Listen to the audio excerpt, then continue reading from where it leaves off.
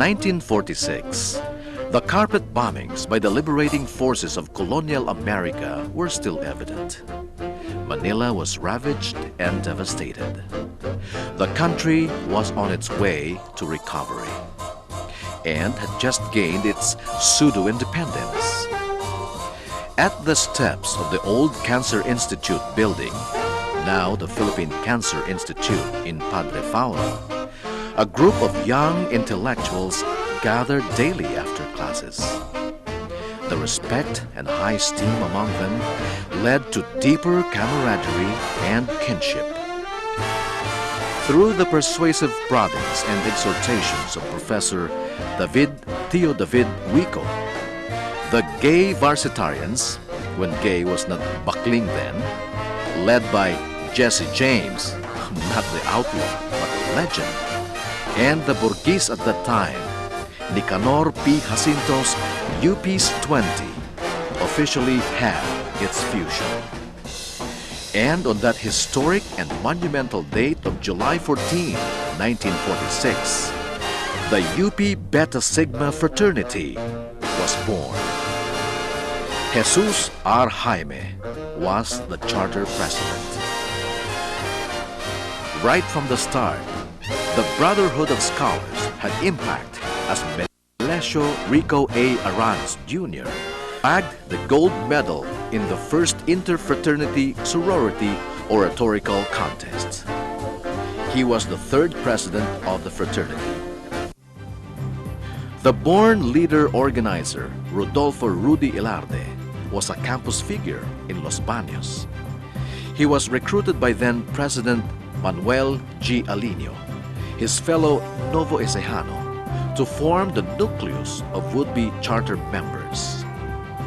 And on the 13th of August, year 1950, the UPLB Beta Sigma Fraternity came into existence. And as expected, Rudy became its first Grand Princeps. This came at a time when the titles of the officers of the fraternity were changed to Greek. Through the years, the Beta Sigma became an unparalleled name. Brads from almost all chapters controlled their respective student councils and campus activities. On top, academics-wise, and later on, successful career men. The 60s may be considered as the most productive for the fraternity in terms of quality and numbers. Among its products is Horacio Boy R. Morales, from a young TOYM awardee to Secretary of Agrarian Reform. Victor Ramos was Secretary of Environment and Natural Resources.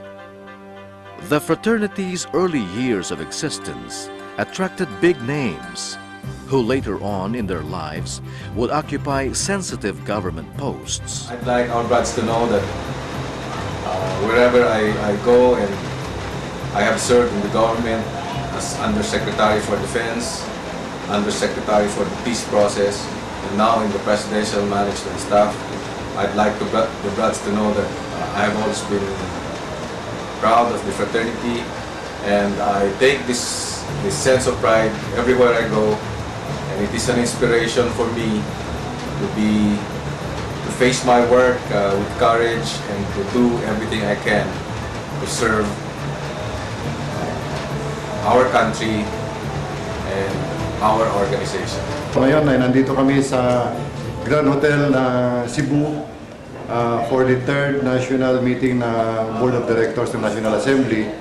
At ito rin yung unang meeting namin ng mga advisors, mga tinatawag na Board of Advisors ng National Assembly. Ako ay tuwang-tuwa na makarating dito ngayon, and I saw so many brads from all over the country who are here to discuss yung mga plano natin sa ating fraternity. And as I said in my earlier message, if you look at the Beta Sigma kind in the Philippines, it is the only fraternity with this kind of solidarity, strength, at saka yung scope ng membership. Kaya ngayon ay dinidiscuss namin ano ba yung magagawa ng ating fraternity para sa ating bansa, pati na rin sa global situation, because we are not only citizens of the Philippines but we are also citizens of the world. So we'll try to do something, do our share in helping the country and helping the world. But to be able to do this, kailangan mapalakas natin ang ating organization, ang Beta Sigma Fraternity, ang Sigma Beta Sorority. And today, our officers are going to work hard to come up with plans and programs to strengthen our organization, of course, for the betterment of our country and the whole world. Ang bayan kong Pilipinas. From the late 60s up to the 70s, when the repressive regime of Marcos showed its ugly face, Broads were in the forefront in awakening the Filipino people. Scores went underground. All the things that I learned from the fraternity would later on guide me in the pursuit and struggle that I was involved in for our people's rights, justice, independence, and democracy. In all the struggles that I went through, the Broads have always been helpful and very supportive. I cannot imagine being alive today without the help and support of all the Broads. Pilipinas kong minumutya, ugat ng luha ko't dalika, aking adhika, makita kang sandalaya. The master of all masters in martial arts is the baker from Bantayan Island, north of Cebu. The name Johnny Shuten was an institution. I started the Beta Sigma School of Martial Arts. Since that time on, I encouraged the Broads to take up the martial arts not only for physical fitness, but it's also for mental discipline. Noli Nolasco took off where Johnny left. In the mid-70s, Broads from all chapters in the metropolis held their Soma sessions in a house in Campanilla Street, New Manila. Basics were taught, as well as street fighting, a must, since this was the era of front wars. Dan La Chica is moving heaven and earth to revive the almost moribund Soma. With the help of our allies in the Black Secrets, resident Broads are being trained in the art of Tai Chi. There were occasions when Broads from all chapters in Greater Manila met. The late Eleazar Eli Santiago conceptualized the series of concepts, folkways. These galvanized the ties and bonds that pre-existed among Broads. The intermingling was the jump-off point for the formation of the Beta Sigma Philippines. Unofficially, the Beta Phil took off for a good start. This is, even up to now, composed of school chapters and resident Broads. Die-hard alumni Broads are always on hand to lend their expertise on fraternity-oriented issues. At first, the fusion of chapters involved only those in the University Belt area and Metro Manila chapters. Broads from the provinces who were visiting Manila were appalled at the buzzing activities of the then Beta Phil, until it became apparent to involve all the chapters in the Philippines. By tradition, the Grand Principe of the UP Diliman is the head of the Beta Phil. The Beta Sigma Fraternity Alumni Association officially became the umbrella association of all alumni associations in the Philippines. Provincial chapters came a-booming under bigger and larger geographic units. From the northern provinces down farther to the south are the provincial assemblies. These independent assemblies report to their respective mother assemblies, the regional, which coordinate the action and moves of their member chapters. This involves greater work, but the zeal of a true blue Beta Sigman is by hook or by crook, you gotta have this one. The brainchild of Bernardo Banz A. Bañez is an inseparable element. Barbarians distinguish us through this novel caricature. Sadly, though, he had left us already to join his creator. But his lasting legacy to our beloved fraternity will never pass away.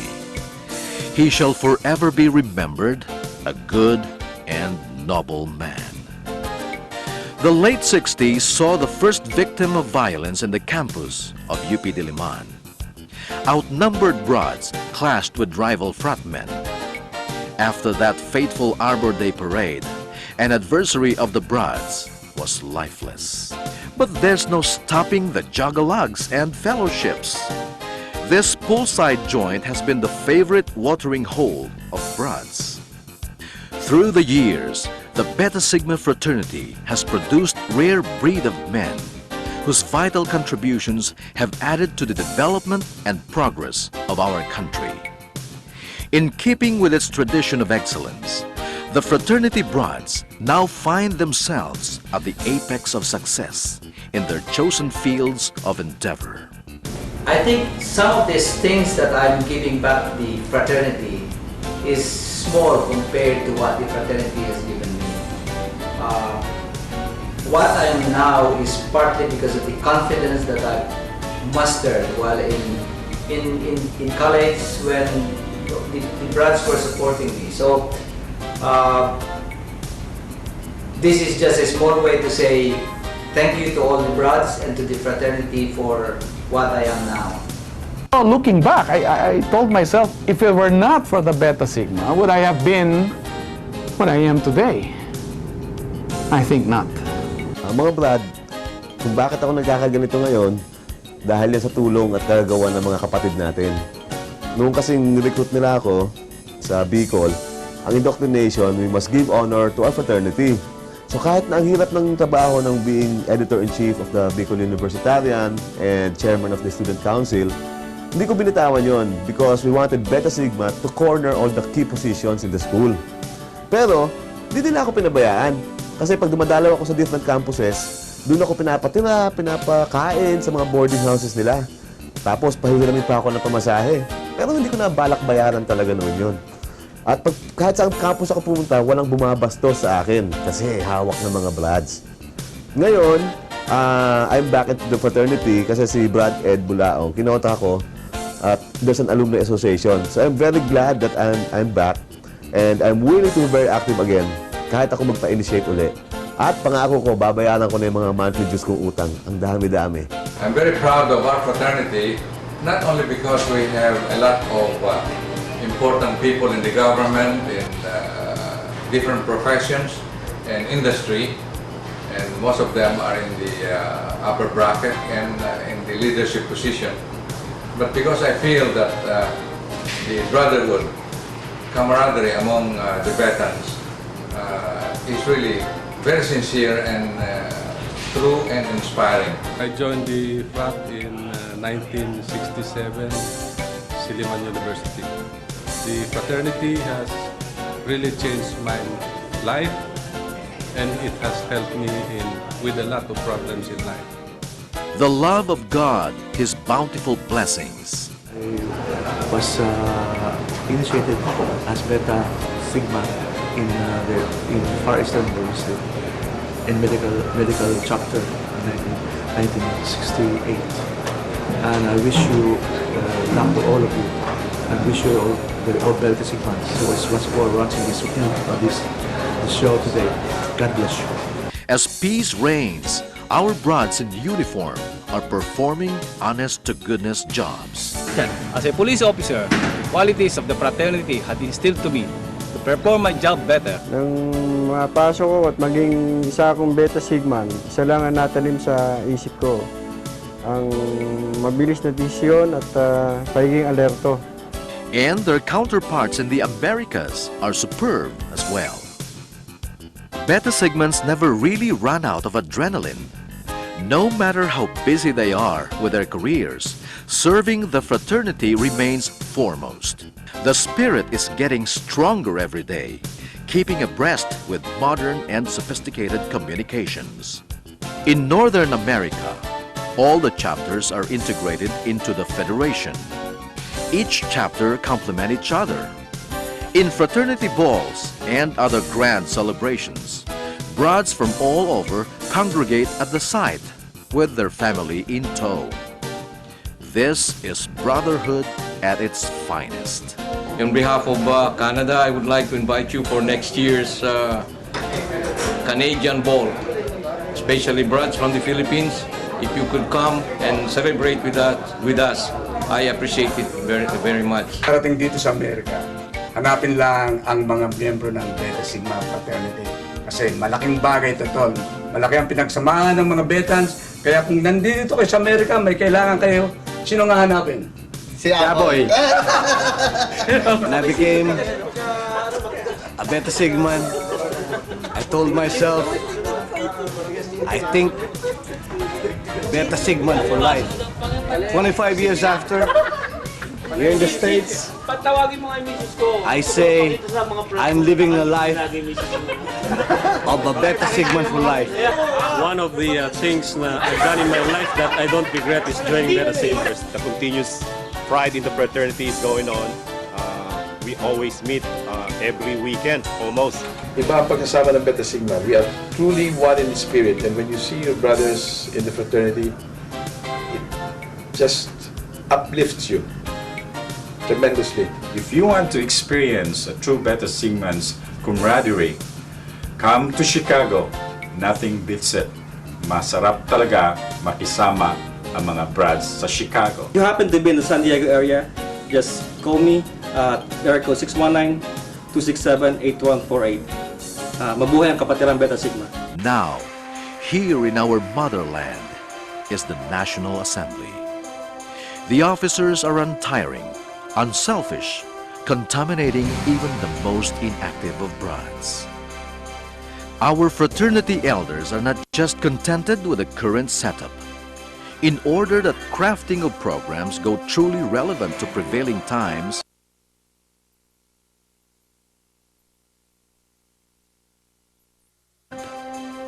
we in the United States and Canada are ready to help, however and whatever we can, for any of the things that you might want us to help you out with. We will do our very best. and the National Assembly is unceasing in its efforts to bring changes aimed at maximizing end results for the greater glory of the Beta Sigma fraternity. Our fraternity has gone various transitions through the passing of the years. Some of these were made with skepticism or painful to accept. But currently, the thrust of the National Assembly is to unite all the chapters and assembly with the view that our fraternity will only move forward and accomplish its mission through this. Every Beta Sigman desires to see the day when peace and prosperity reign in our country, and Beta Sigmans are in the corridors of governance at the helm of power. I assumed the presidency of the National Assembly last November 26, 2001 in an election held at the Nara Hotel. Our National Assembly is devising modules to acquaint every brand with the fraternity's vision and the accompanying mission to have our aspirations come true. The officers of the National Assembly have been in constant communication and consultation with all the chapters and assembly. This leads to galvanize our strength and remedy the shortcomings that come along the way. Under my administration, we intend to catapult the fraternity to greater heights through various projects this year. These are the National Directory, the National ID, the codification of the fraternity historical documents and the standardized processes, rules and regulations, the revival of the resident chapters and establishment of new provincial assemblies, the formation of the National Council of Advisors, and lastly, the establishment of a website for the Alumni Association National Assembly Incorporated. We will achieve this, for the Beta Sigma fraternity is the brotherhood without borders. We have hurdled the obstacles, not hindered by barriers. In unity, there is strength. Let us make the dawning of the new era for the Beta Sigma United. Mabuhay ang kapatirang Beta Sigma. To date, The Beta Sigma Fraternity has grown to more than 90 school chapters nationwide and over 15,000 broads worldwide. It is the key. It is our strength. And only one thing is sure to remain: the undying zeal of a Beta Sigma.